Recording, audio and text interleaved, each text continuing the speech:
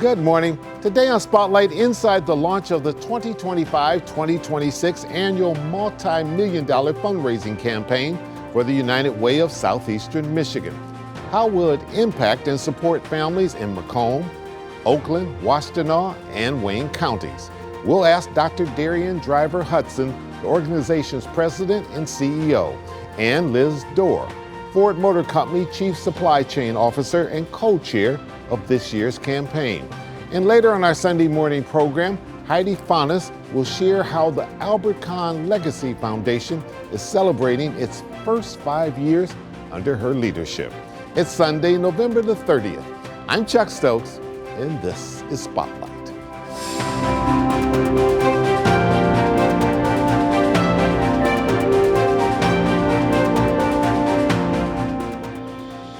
We always have a big United Way annual campaign, a giving campaign. And we always look to see what's the goal for this year. What is the goal for this year, which starts in October of this year, started in October of this year, and runs all the way to October of next year? Our goal for this year is $35 million raised for our community. Those dollars go to support basic needs, education, healthcare, you name it, whatever our families need, United Way is here to serve. Those dollars also go to support nonprofits and other health and human service agencies in our community. But we also have a volunteer goal, and that goal is 45,000 hours. We believe so strongly that everyone can make a difference. So whether you're giving dollars or giving your time or your talents, everyone has a role to play in our United Way campaign. Right. And Ms. Dorr, I assume that's where Ford Motor Company comes into play in a big way. You have a 75-year partnership with United Way. Yes, we do. And Ford has been part of the DNA here in southeastern Michigan for such a long time, for a century, and been involved with United Way now, as you say, for 75 years. We've raised over $500 million over that time frame. And what we're really proud of is we started the payroll deductions with United Way back in 1949. So we're thrilled about this opportunity to lift up the community and move people forward, because that is part of our mission, being a mobility company. And we think this fits perfectly with Ford's mission and vision. Yeah. Dr. Hudson, give our audience an idea of the geographic range that you deal with here. So we are a 4-county United Way. We serve Wayne, Oakland, Macomb, and Washtenaw County. It's over 4 million people, and we're fortunate that we have over 80,000 donors who are participating in our campaign. The greatest needs that we continue to see through 211, constantly it's food, also utility assistance, and then a number of different areas around housing. You also have the Alice Report, and that name always fascinates me, how it became Alice Report. Talk a little bit about that so the audience understands and what you get out of that report. So ALICE is an acronym. It stands for Asset Limited, Income Constrained, Employed. So this is an assessment of our working families across the state of Michigan. We know that 42% of our families are struggling to meet their most basic needs. And when we talk about basic needs, it's food, it's housing, it's transportation, but it's also childcare, it's technology, and all of the things that families need to be able to survive from month to month. That report gives us an honest look at how our families are doing, and quite frankly, Chuck, they're struggling right now. These are people that are drawing down income.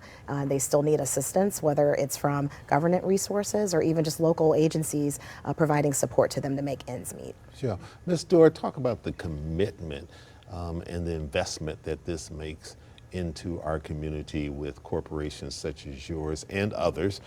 You're the lead corporation, but there are others that are involved in this, and what the employees as well as the company itself get out of this. Yeah, so first when I just think about the commitment of Ford, that's in our DNA, that's in our values at Ford Motor Company. We're a families-based company. So if I think about that commitment, that involves, one, us advocating for United Way. We will not do well in our businesses if our communities aren't strong. So we need to support the communities and serve them so it can uplift people, but also move them forward and move our businesses forward in the community. And it's also an opportunity for us to outreach into our ecosystem that we have, our dealerships, our suppliers. You know, we all thrive. It's a trickle-down effect. Yes, we all thrive together. And so if we don't have a strong community, our businesses won't thrive. Our school systems won't thrive. So it's absolutely critical that we have that reciprocity in the community and that we pay it forward. I would say first, I'm humbled and I'm honored to be the co-chair with Andrew Frick, who is our president of Ford Blue. and our Model E business. I would say that I've been involved in United Way for over 10 years, and it's an incredible organization. And when I think about our relationships with suppliers and our dealers, this is a great opportunity for us to problem solve together, which we have the expertise, but now paying it forward into the communities is just, you know, a skill set that we can bring to the needs of our community. Absolutely. All right, we need to take a quick little pause for the calls. We'll come right back, and I want to talk about how people can get involved, whether they go to your organization or your organization. What's the easiest way to make sure that you care? We'll be right back right after this.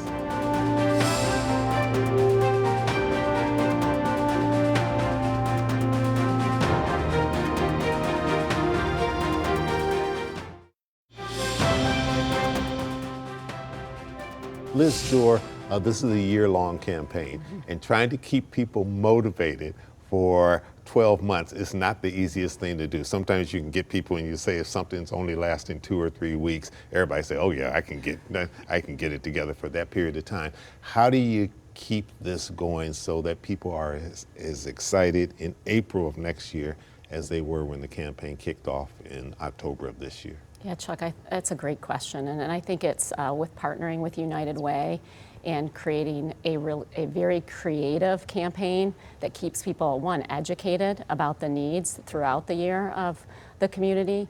That means going to the spot, going to see some of these organizations, volunteering, getting people to volunteer. So for example, at Ford, we just increased our paid off time for our employees to volunteer. Sure. Which is a new initiative. Which makes it a lot easier. Which makes it a lot easier. Yeah. And so if you get people to volunteer and they get educated, they get involved, then they're going to advocate. And hopefully they're going to extend their heart and give donations, because that's really ultimately what we need. And we need more allies. We need corporations to step up and get involved in the campaign as well, so that we can lift people up in the community. So it's not only the campaign and the donations, but again, it's this continuous evolution that we have through special events. We have an event we have at the M1 racetrack that we bring mobility. We bring mobility to it. So there's a lot of really cool creative things that we can do, focusing again on our expertise in mobility and then applying it to people of need and mobilizing them in a way that's going to make them more successful going forward. I'm curious, what do you hear from employees when they do volunteer? First, they're volunteering in areas where they're interested in, and what they come back is usually talk to others about that experience and how touching it was for them, and how they can bring others, and often they use it as team building experiences, and it allows them to connect with their colleagues and connect more on a personal level, because all of us want society to succeed, and so there's that human element of it. So it actually helps you in your day-to-day business there at Ford Motor Company with a different mission, correct? Absolutely, and employee engagement, right? People are really excited about this new program that I spoke of, and that's really what makes Ford unique and special, is it's in our values, it's in our DNA.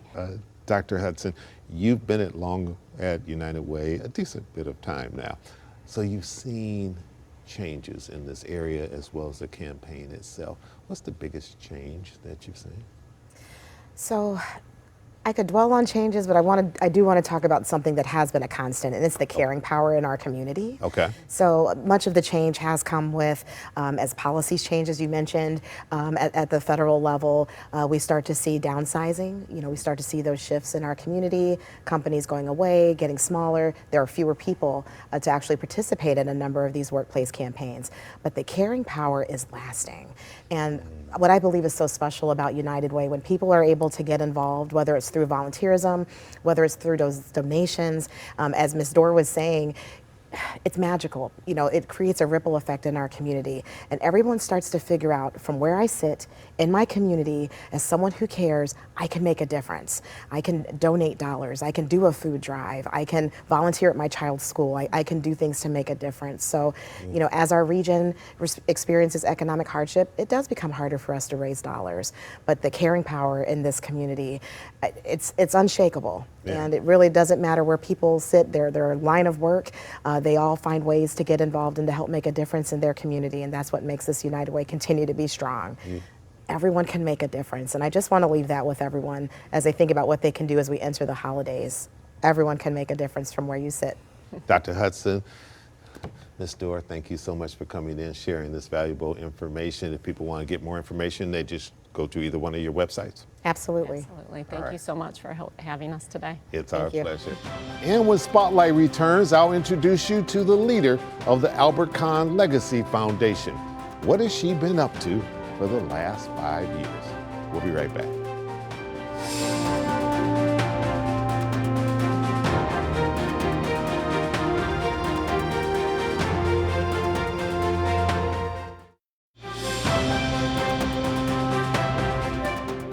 And welcome back to Spotlight. Joining me now is Heidi Faunus. She is the president of the Albert Kahn Legacy Foundation. Welcome to Spotlight. Thank you so much. And thanks for driving over from the west side of the state. Yes, no problem. Albert Kahn, legendary architect in this region.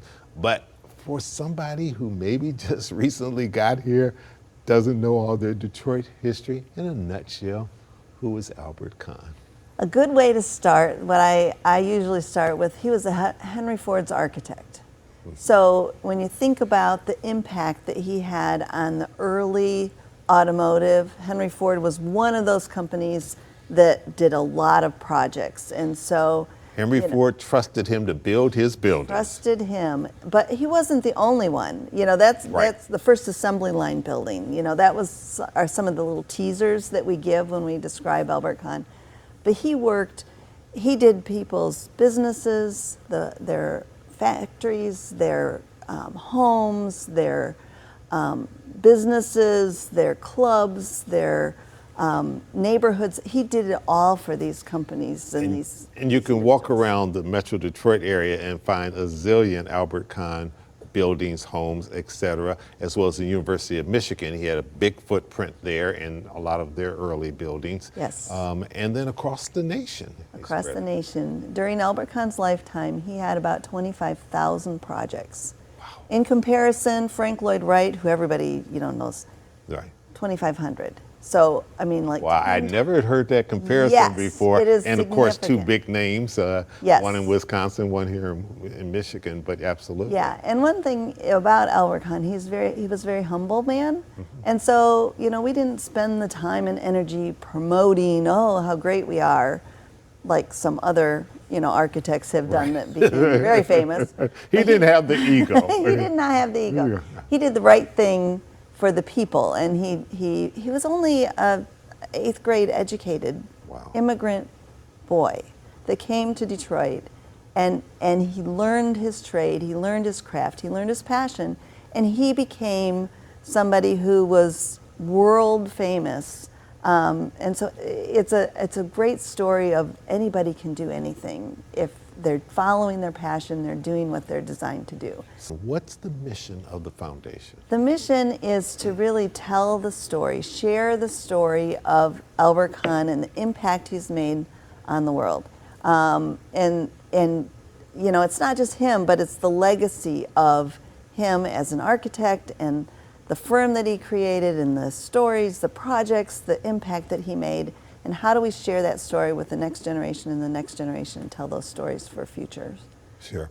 You recently sent us a newsletter, which was very good because it sort of broke down some of the key things that you've been working on. Let's talk a little bit about the restoration of some of the buildings that you've restored that are important in terms of the legacy of Albert Kahn. Thank you for asking about that. There's one. We are a very tiny organization. We're only in our 5th year.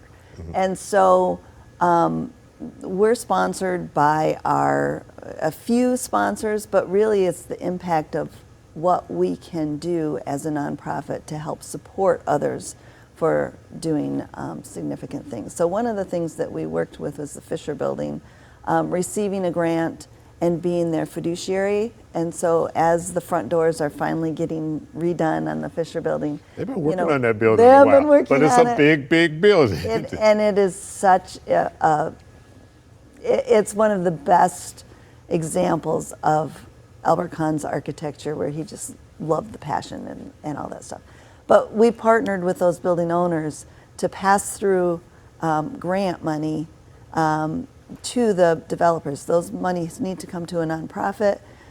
We take the responsibility of making sure that they're doing what they should be doing and being that fiduciary.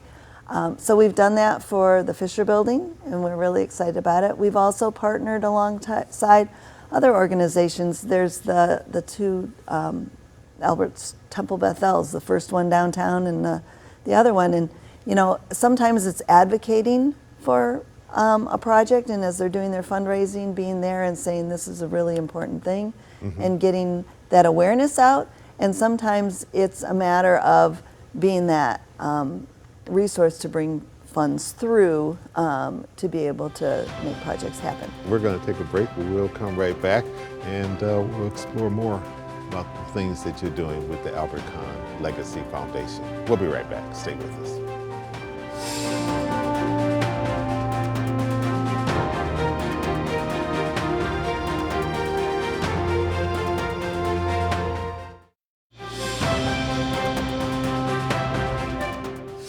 Welcome back to Spotlight, talking to Heidi Faunus. She is the president of the Albert Kahn Legacy Foundation. You have a partnership, an educational partnership with the Detroit Public Schools Community District. What's that about? Oh, that's so cool. So what we have been doing is bringing in some of the Detroit Public School students. We would love to do it to everybody, but bringing them in and showing them, walking them through some beautiful historic landmarks in Detroit and helping them see things that maybe they've lived here their whole life and they've never experienced, they've never been in. And so we're giving them a tour. We are bringing an architect and engineer in to help them understand that they too could go into these kind of fields. We are giving them a tour, letting them get their hands, doing an art project, so really focusing on the STEM sort of fields and how that reflects in art. Maybe breeding our next generation of architects, people who may not have ever thought about that as a profession. That's what we're hoping. We know there's not a lot of people, you know, it's a field of passion, as opposed to, you know, oh, you can make a lot more money in some other fields, but you can feed your soul in architecture. You also do other tours to expose people beyond just students within the Detroit Public Schools if they want to get involved and learn more about Albert Kahn? Yes, we have a website. It's called, it's at www.albertkahnlegacy.org, and there's constant flow of tours and activities and stuff like Seminars that. And Seminars, in person. You know, we try to cover things about once a month or more. We've got tours of buildings, tours of, we've done bike tours, we've done walking tours, behind the scenes tours, and we're just trying to expose people to these beautiful buildings all over. You know, there's about 900, well, there was about 900 buildings in the city of Detroit, and you know, probably 300. He left his mark. He left his mark. Heidi, how did you get into this role? So when I started at Albert Kahn, I was the business development person, and I would get phone calls from people that were researching Albert Kahn. An interior designer by profession. An interior designer by profession. And so, you know, I have this passion for architecture anyway, and beautiful architecture.